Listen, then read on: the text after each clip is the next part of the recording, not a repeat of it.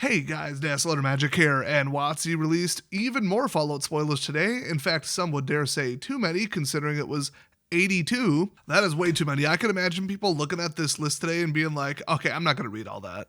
I was super excited, but I'm out. So yeah, we're going to go like light speed through this, but let's start with Vandal Blast. That just looks kind of cool. Destroy target artifact you don't control, and then overload 5, which means it changes to all target artifacts you don't control. Now that actually is an RTR reprint, but it's a neat card, not many people have heard of it, and it's got cool art. So next up we got Cast Hand of Vengeance, which is a 4-cost white-red 4/3 legendary creature, human ranger. She has vigilance, and whenever she or another creature you control dies, if it was enchanted or equipped, in other words, yes, return any number of aura cards that were attached to it from your graveyard to the battlefield, attached to target creatures. So basically anything that's left living, bring them all back. Then attach any number of equipment that were attached to that creature as well.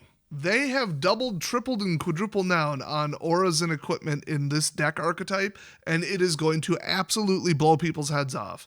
It is very unbalanced from a power level, but way more importantly than the next spoiler, it's the video I just put out on my Desolator Gaming channel. I know, totally dead channel after Cyberpunk flopped.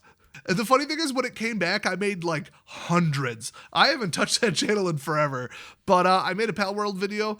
I might have modified some things a little bit, that's all I'm gonna say, and we blow some stuff up. Go check it out, it's absolutely nuts. Link in the description and the pinned comment. But let's jump into the next spoiler. So next up we got Mantle of the Ancients. That actually is a reprint. I've never heard of it, but that's kind of funny / stupid art because you wouldn't ever find this in a Fallout game. I could be wrong, maybe it's in one I didn't play, but whatever. It has to do with auras and equipment. Shocking, I know. But then we got Mr. Gutsy, which is probably not a reprint. So it's a 2-cost 1/1 artifact creature robot soldier. It's not legendary because there are more than one Mr. Gutsy. That's the name of the model, not the one robot. So whenever you cast an aura or equipment spell, put a 1/1 counter on Mr. Gutsy, and when he dies, create X junk tokens, where X is the number of +1/+1 counters on it. Pretty darn good card. Next up, Vault 21 House Gambit. I'm going to assume that that's not a reprint. It's a 2-cost red saga. 1 and 2 are discard a card, then draw a card. And then number 3, reveal up to 5 non-land cards from your hand. For each of those cards that has the same mana value as another card revealed this way, create a treasure token. You have to discard up front, by the way. Discard, then draw a card, which makes it not technically a looter effect, because a looter is draw 1, then discard 1, I believe. And then that third effect, that isn't even worth revealing your hand. This is a surprisingly bad card. And then we've got, unfortunately, in another language, that pisses me off because this is one of the best characters in the entire series, because I don't want to spoil it, but he does show up in 2 sequential games. But the first time you see him, he's in Little Lamplight, a cave run by children. So he's the mayor at the moment, and he's a 1/3 for 1 black and 1 white. Legendary creature, human advisor. So whenever a creature you control with power 2 or less attacks, it gains Skulk until end of turn. They can't be blocked by creatures with greater power, which is why you always send the children to the front line. So whenever a creature with power 4 or greater attacks you, its controller loses 2 life and you gain 2 life. Oh my god, I wish this was white-blue. This would fit in my Don't Attack Me commander deck so well. Now white-blue would never do this, but still, I can dream. Next up, we got another German spoiler, and they actually kind of look German a little bit. It's Aufseherin von Vault 76, which is translated in English, Fallout 76 sucks. It's kind of slang. You gotta know German as well as I do to translate that correctly. So anyway, it's a 3-cost 3/3 legendary creature, human advisor, and first contact. Whenever this card or another creature with power 3 or less enters the battlefield under your control, put a quest counter on this specific card, not both of them or either. At the start of combat on your turn, you may remove 3 quest counters from permanents you control, because that is, a wider mechanic than just this one card. If you do, put a 1/1 counter on each creature you control, and they gain vigilance until end of turn. Now that's a put a counter on every creature you control effect that's actually fair and balanced, unlike the rest we've seen, which means that this is completely dead on arrival. Because the other ones just do it because they feel like it. It's upkeep, here, have some counters. Totally and horrifically broken. Next up, we've got Aradesh the Founder. Don't know who that is. It's a legendary creature human soldier for 3 white, 1/4. Enlist. Ooh. As this creature attacks, you may tap a non-attacking creature you control without summoning sickness. When you do, add its power to this creature's until end of turn. So I actually saw that really recently. Whenever a creature you control attacks, if it enlisted a creature this combat, then the creature that attacked gains double strike until end of turn. If that creature's power is 4 or more, draw a card. And then there appears to be some kind of translation error here that I can't really get past. They just wrote the exact same thing twice. I don't think that's what it says.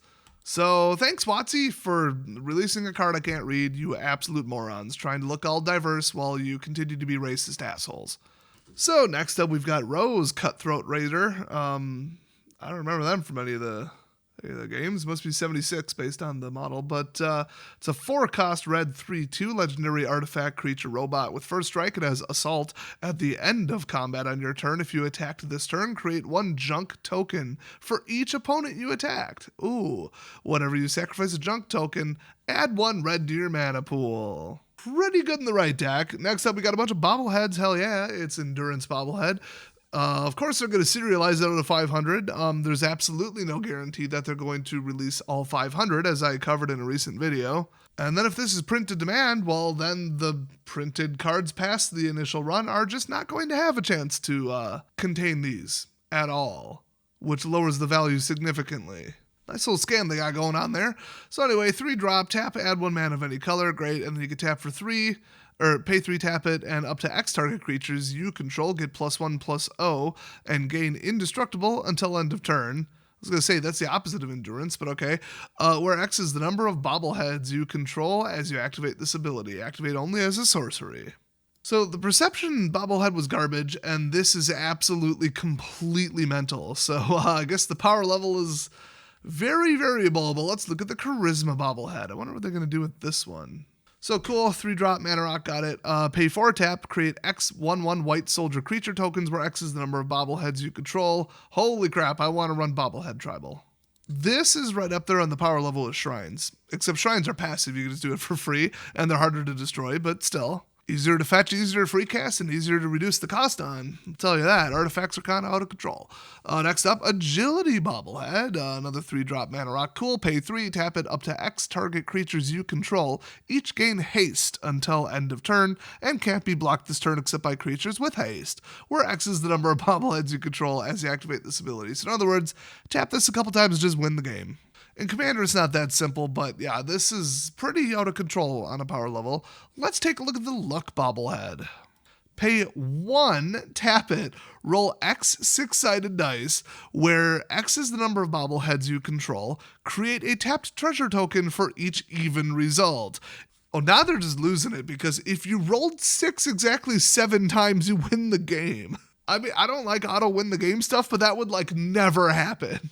Well, I guess judges at official, legal, commander-sanctioned official prize tournaments are going to have to learn how to inspect dice for being loaded. It's not that hard. You roll them a couple times, but like, yeah, this is, people could palm them with real ones, and oh boy. Next up, the Strength bobblehead. This one is pay 3, tap it, put X 1/1 counters on target creature, where X is the number of bobbleheads you control, activate only as a sorcery. Now, so we have other cards that do that. So this may seem like really, really good because it is, but it's not like the end-all be-all. You know, it's kind of like their shrines. Some of them are useless, some of them are just win the game, you know, out of control. The only difference is all of these cost 3, and they can go in absolutely any deck, and I think they were counting on that. Except that this is an uncommon. I believe they all are. So they did go variable on the cost, but they didn't seem to balance it or have the cost have anything to do with how powerful it is. Certainly going to be interesting. You could run more powerful stuff that wins on turn 1 or turn 0 in competitive Commander, but like, you know, hard to say what's appropriate for your group. I just think a lot of these are really pushing the power level, and it's in the name of selling the set, and that I don't like. Next up, we got Skull Clamp. It's a reprint. I just wanted to show it because, I mean, come on, the Mechanist. Come on. Next up, Mysterious Stranger. Oh, there are hour-long documentaries on this guy on YouTube. So he's a 4-cost red 3/2 with flash because obviously human rogue, sure. And when he enters the battlefield, for each graveyard with an instant or sorcery in it, exile target instant or sorcery card from that graveyard. If 2 or more cards are exiled this way, choose one of them at random and copy it. You may cast the copy without paying its mana cost. Why not just flash in and destroy one creature? I guess he wouldn't be red then, but he doesn't have to be. This is a bit odd. I didn't think he was known for coin flips, luck, and casting spells and using advanced abilities. He just shows up with a gun and puts it in their face and kills them one shot. I mean, they're just skirting with getting some of the lore wrong, and I don't know. I'm a bit of a lore, strict stickler on this one. Oh, next up is EDE, Lonesome Eyebot, and even more annoying part of that one DLC. So, legendary artifact creature robot, flying EDE, my love, of course. Literally the name of the quest. Whenever you attack, if the number of attacking creatures is greater than the number of quest counters on EDE Lonesome Eyebot, put a quest counter on it. And then if you pay 2, sacrifice the EDE, draw a card, then draw an additional card for each quest counter on it. No, don't blow up EDE, you jackass. How dare you? Next up, Hour of Reckoning. This is obviously a reprint. It's just 7-cost triple white, convoke, destroy all non-token creatures. Absolutely devastating in a token rush deck. Next up, Kellogg Dangerous Mind. He is famous for not having a dangerous mind. He's a brainless mercenary that likes killing, he's deranged in the head, and likes to follow orders. And that's it. He's like the opposite of a criminal mastermind. He works for the criminal masterminds. This is absurd. Anyway, 3/2, black red. You know they did it just because. Okay, I'm not going to ruin the game. Anyway, first strike haste. Whenever he attacks, create a treasure token. Sure. Sacrifice 5 treasures, gain control of target creature for as long as you control Kellogg. Yeah, because he's famous for mind controlling other players. What? This doesn't make any damn sense. Who is this really supposed to be? This is ridiculous. Yeah, this is crap. Moving on. Yes Man, Personal Securitron from Fallout New Vegas.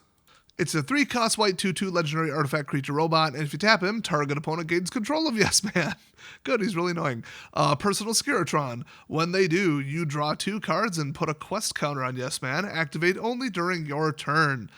Okay, so you just pass him around. I see. And then everybody, okay. Yep. And then wild card, when Yes Man leaves the battlefield, its owner creates a tapped 1/1 white soldier creature token for each quest counter on it. And changing sides does not leave the battlefield.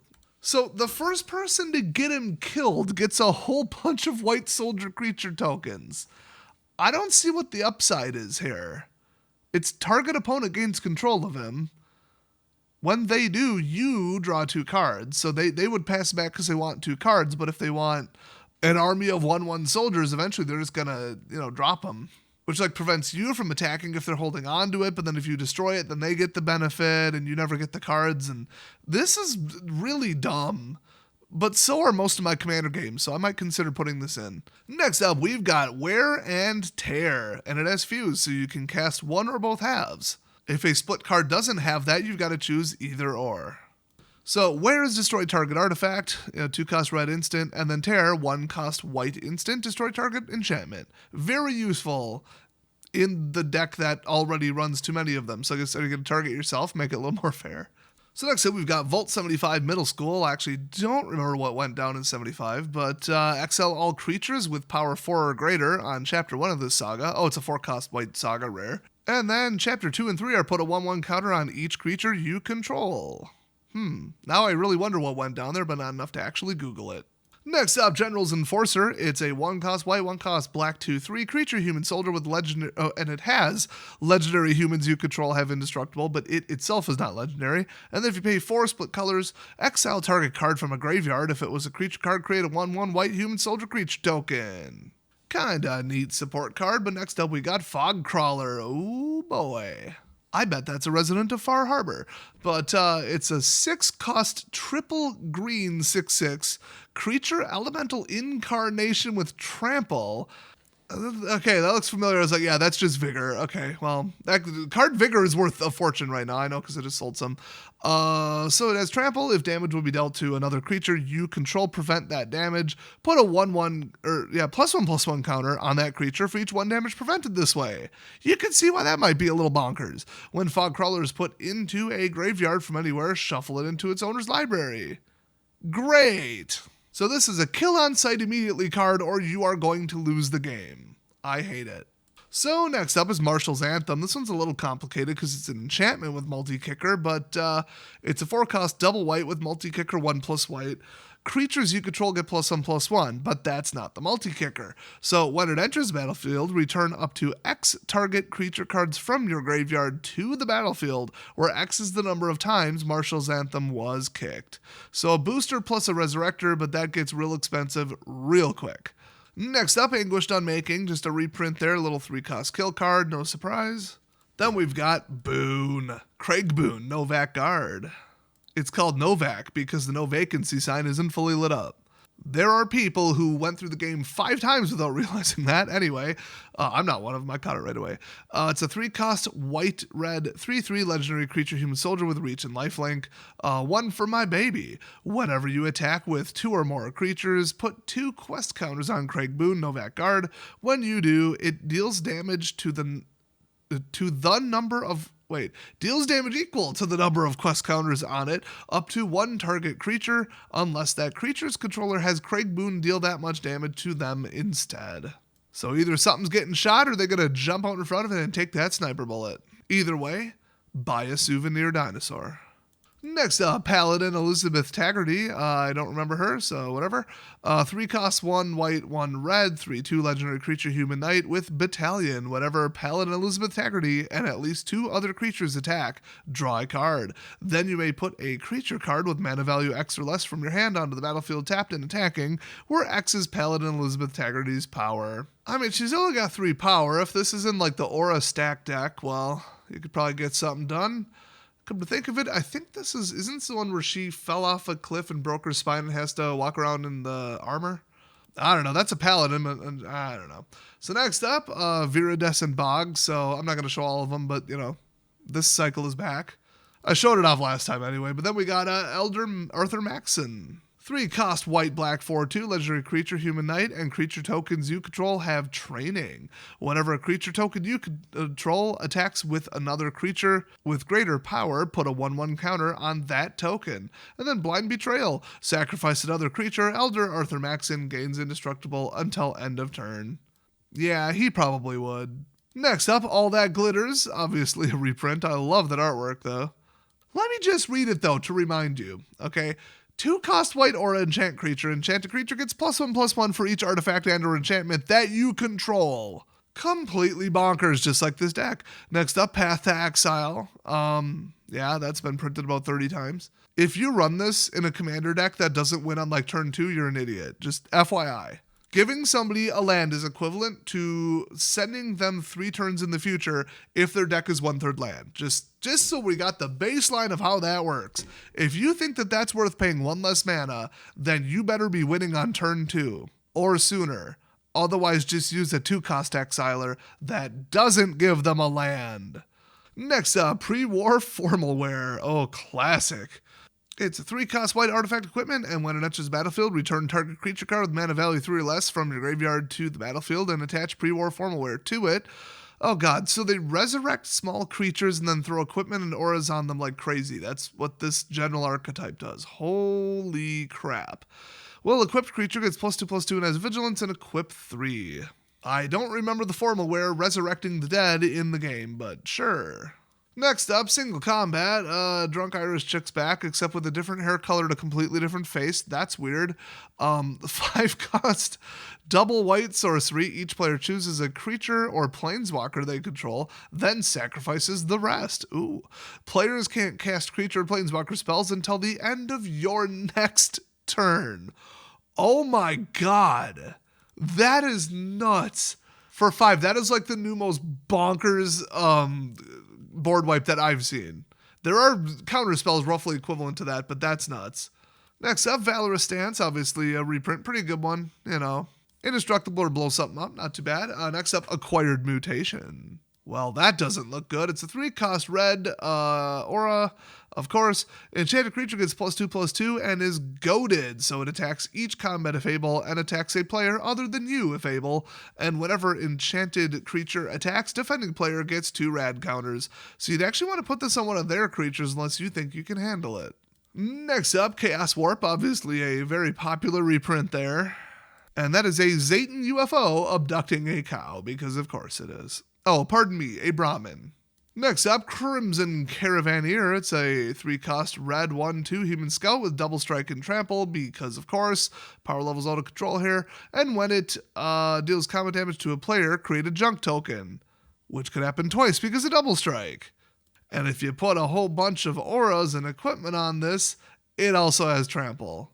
Holy crap. Next up is Duchess, Wayward Tavern Keeper. It's 4-cost red legendary creature human citizen with 4/3. Hunter's Fur hires their ability. Whenever a creature you control deals combat damage to a player, you put a quest counter on it. That reminds me of the quest from C-Lab 2021, where your quest is to find Quinn's ass and beat it. Like, what would the quest be? You already hit the person. Is the quest run away from them because you just hit them in the face? Anyway, if you pay 1 to remove a quest counter from a permanent you control, you can create a junk token. Oh boy. Next up, Grim Reaper's Sprint, one of the better abilities in the game. It's a 5-cost, geez. But it has Morbid. It's an enchantment aura in red, by the way, but the spell costs 3 less to cast if a creature died this turn. There you go. Now see, this works almost exactly like Grim Reaper's Sprint actually does. So enchant creature, but no flash. And when it enters the battlefield, untap each creature you control. If it's your main phase, there is an additional combat phase after this phase. I wonder if anybody ever told them there's 2 main phases. Do they literally mean... Because whenever they refer to it as main phase, even though it's not capital M, capital P, I think they mean the first one, because the second one is officially titled second main phase. But I've heard other cards, I'm pretty sure, refer to if it is a main phase. So, like I said, it could use a capitalization there, but I think what they're going for is this happened before combat. And if it happens after combat, then it doesn't count? But isn't that the whole point? You killed something the first combat, and then you get another go of it? I don't know. But what would happen? Okay, would you get 2 stacked up in a row if it's your first main phase? I mean, it's worded like that. I hate cards like this. I hate anything that gives another combat phase. I hate it. So this is anyway, +2/+2 in haste. Oh boy. Next up, Sticky Fingers, one of the most hated cards in Standard right now that needs to be banned almost more than anything else, although there is about 10 cards ahead of it. That's just where the power level of Standard came from. Menace hit, draw a card for 1. Absolutely disgraceful power level. Next up, we got Abundant Growth. We're getting into a lot of the reprints, so I might actually cut it off here and not cover the ones that are heavy reprints. I don't know, kind of controversial. Let me know down in the comments section. But it's 1 green, enchant land, draw a card, and then you can tap it for any color, but it doesn't gain an additional mana generation. Purely fixing but aura-based. I've seen this in Devotion decks. It replaces itself, shrinks it. I mean, you can get to your 3-cost green guys pretty quick. So, I mean, it's not useless, but it's not valuable. Yeah, I think I'll cut it there. So watch for more spoilers tomorrow. And don't forget to go check out the amazing video over my gaming channel, linked down in the description and the comment and everywhere, because I spent way too much time making it, and it is absolutely hilarious. It goes way off the rails.